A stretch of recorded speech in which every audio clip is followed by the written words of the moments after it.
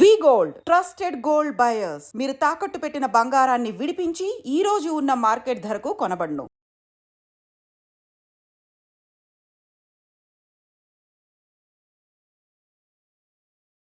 Operation Sindoor నేపథ్యంలో ఇప్పుడు రాష్ట్ర సర్కార్ కూడా పూర్తిగా అప్రమత్తం అయిపోయింది. ఎందుకంటే మనం ప్రస్తుతం ఉంది కమాండ్ కంట్రోల్ సెంటర్ దగ్గర. సో రాష్ట్ర ప్రభుత్వానికి సంబంధించి ఏదైనా డిసిషన్ తీసుకోవాలన్నా, లేదంటే శాంతి భద్రతలకు సంబంధించి ఏదైనా డిసిషన్స్ తీసుకోవాలన్నా కూడా ఇదే సెంటర్ నుంచి, కమాండ్ కంట్రోల్ సెంటర్ నుంచి ఆదేశాలు అందబోతున్నాయి.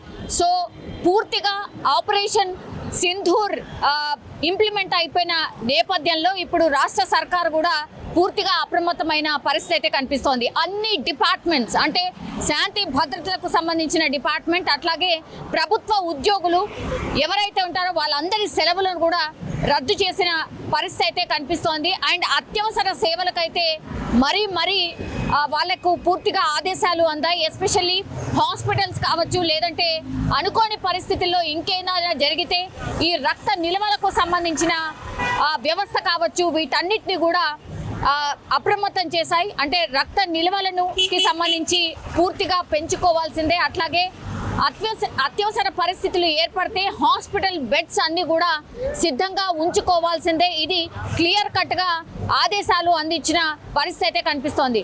కమాండ్ కంట్రోల్ సెంటర్లో ఒక టోల్ ఫ్రీ నంబర్ని కూడా అందుబాటులోకి తీసుకొచ్చారు. సో ఎవరికైనా ఎలాంటి ఇన్ఫర్మేషన్ కావాలన్నా కూడా పూర్తి స్థాయిలో అందుబాటులో ఉండేలాగా అన్ని సీసీ కెమెరాస్ కూడా కమాండ్ కంట్రోల్ సెంటర్కి అనుసంధానం చేయడం జరిగింది. అండ్ ఇప్పుడు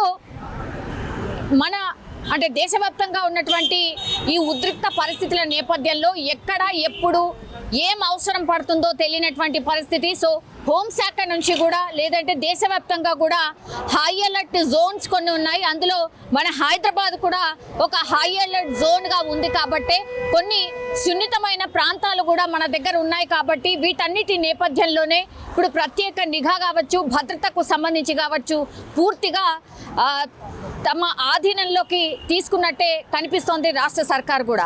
సో సీఎం రేవంత్ రెడ్డి కూడా అత్యవసర సమావేశం నిర్వహించారు. ఇందులో భద్రతకు సంబంధించిన వాళ్ళు కావచ్చు, సిఎస్ అధికారులు కావచ్చు, ప్రభుత్వ ఉద్యోగాలు కావచ్చు, వివిధ విభాగాలకు సంబంధించిన అధికారులందరూ కూడా పాల్గొనడం అయితే జరిగింది. క్లియర్ కట్గా వాళ్ళకి ఇన్స్ట్రక్షన్స్ అయితే ఇచ్చారు. ఇప్పుడు మనము దేశ సైనికులకు మనం పూర్తిగా మద్దతు ఇవ్వాల్సిందే, వారికి అండగా నిలవాల్సిందే. అందులో భాగంగానే మనం కూడా పూర్తిగా సన్నద్ధతగా ఉండాల్సిందే. ఎప్పుడు ఎలాంటి పరిస్థితి వస్తుందో తెలియనటువంటి పరిస్థితిలో ఉన్నాం. ఇదందరూ కూడా మనం చూస్తూ ఉన్నాం. కాబట్టి ఇప్పుడు ప్రభుత్వ ఉద్యోగులే కీలకం కాబోతున్నారు. అలాగే అత్యవసర విభాగాలకు సంబంధించిన అన్ని డిపార్ట్మెంట్స్ కూడా హై అలర్ట్లో ఉండాల్సిందే. తదుపరి ఆదేశాలు జారీ చేసేంత వరకు కూడా పూర్తిగా అందరి సెలవులను అయితే రద్దు చేసిన సిచ్యువేషన్ అయితే కనిపిస్తోంది. సో ఏదైనా ఇన్ఫర్మేషన్ కావాలన్నా కూడా, ఎక్కడైనా ఏదైనా జరిగింది అని అంటే కూడా పూర్తిగా ఇన్ఫర్మేషన్ చేరవేయడానికి కూడా ఒక టోల్ ఫ్రీ నంబర్ని కూడా రాష్ట్ర సర్కార్ ఇచ్చిన పరిస్థితి అయితే కనిపిస్తోంది. సో ఇవన్నిటి నేపథ్యంలో అయితే కమాండ్ కంట్రోల్ సెంటర్లో పూర్తిగా అధికారులు, ఎవరైతే కన్సర్న్ అధికారులు ఉంటారో వాళ్ళందరూ కూడా ఎప్పుడు 24/7 అందుబాటులో ఉండేలాగా చూస్తున్న పరిస్థితి. నిన్న అర్ధరాత్రి మనకు తెలుసు 1:28 ప్రాంతంలో ఆపరేషన్ సింధూర్ ఇంప్లిమెంట్ చేసిన తర్వాత ఇప్పుడు అందరు ఎక్స్పెక్ట్ చేస్తున్నది ఏంటి అని అంటే, డెఫినెట్లీ పాకిస్తాన్ తరఫు నుంచి కూడా ఏదైనా రియాక్షన్ వచ్చే అవకాశం ఉంది అని ఎక్స్పెక్ట్ చేస్తున్న నేపథ్యంలో వాళ్ళు దొంగ దెబ్బ తీసే ప్రయత్నం చేస్తారు. ఎందుకంటే మొన్న కూడా ఉగ్రదాడిలో సామాన్యుల్నే టార్గెట్ చేశారు. కాబట్టి ఇప్పుడు కూడా అగైన్ సామాన్యుల్నే టార్గెట్ చేసే అవకాశం ఉంటుంది అని ఎక్స్పెక్ట్ చేస్తూ ఉన్నారు. సో ఎక్కడైనా దాడి జరిగే అవకాశం ఉంటుంది అనేసి కూడా పూర్తిగా ఇన్ఫర్మేషన్ ఉన్న నేపథ్యంలో అన్ని రాష్ట్ర ప్రభుత్వాలు అప్రమత్తమయ్యాయి. అట్లాగే కూడా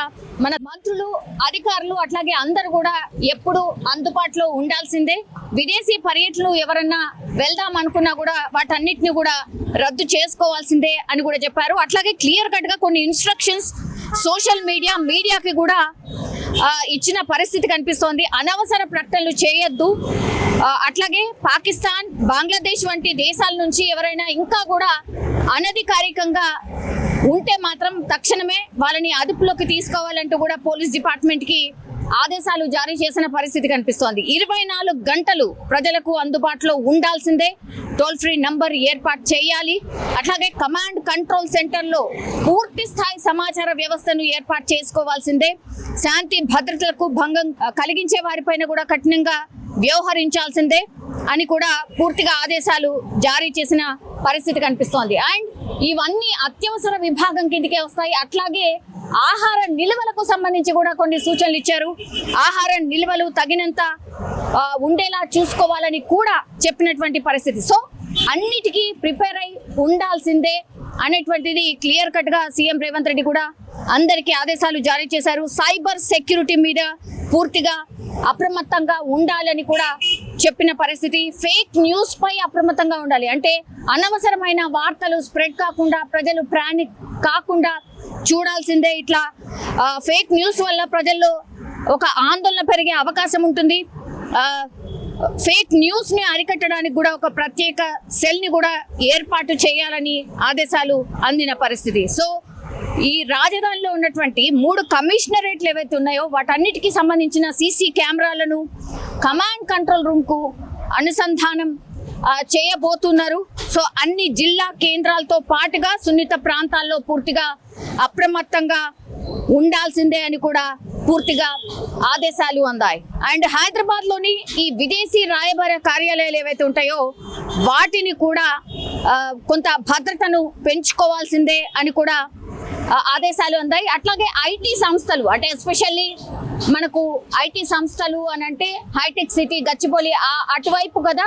సో ఆ ప్రాంతాల్లో కూడా అప్రమత్తంగా ఉండాలని పోలీసులకైతే క్లియర్ కట్ ఇన్స్ట్రక్షన్స్ ఇచ్చిన పరిస్థితి అయితే కనిపిస్తోంది. సో పాత నేరస్తుల పట్ల కూడా పోలీస్ డిపార్ట్మెంట్ కొంత అప్రమత్తంగా ఉండాలని ఆదేశాలు అయితే జారీ అయిన సిచ్యువేషన్ అయితే కనిపిస్తోంది. సో ప్రస్తుతం ఇది కమాండ్ కంట్రోల్ సెంటర్ దగ్గర ఉన్నటువంటి సిచ్యువేషన్. పూర్తిగా 24/7 కమాండ్ కంట్రోల్ సెంటర్ యాక్టివేట్ అయిపోయింది. సో సమాచార వ్యవస్థ పూర్తిగా మన రాష్ట్రానికి సంబంధించి ఇక్కడి నుంచే ఆపరేట్ కాబోతోంది. నిజంగా ప్రస్తుతం ఉన్నటువంటి సమాజం దేనికి ప్రయారిటీ ఇస్తుంది? ఆర్థిక సంబంధాల చుట్టూ మాత్రమే తిరుగుతుంది. మళ్ళీ ఎన్నికలంగానే చాలా విరక్తి కలుగుతాను. మంచి అనిపిస్తుంది కదా, లేడీస్ కూడా ఛాలెంజింగ్ జాబ్స్ చేసినప్పుడు చాలా బాగుంటది. ట్రాఫిక్ అసిస్టెంట్స్ గా నియమించిన ట్రాన్స్జెండర్స్ అందరితో సాల్యూట్ చేయించుకుంటున్నారు. ఫుడ్ డెలివరీ ఇవ్వటానికి వెళ్ళినటువంటి డెలివరీ బాయ్ అనిల్ పై కళ్ళ ముందు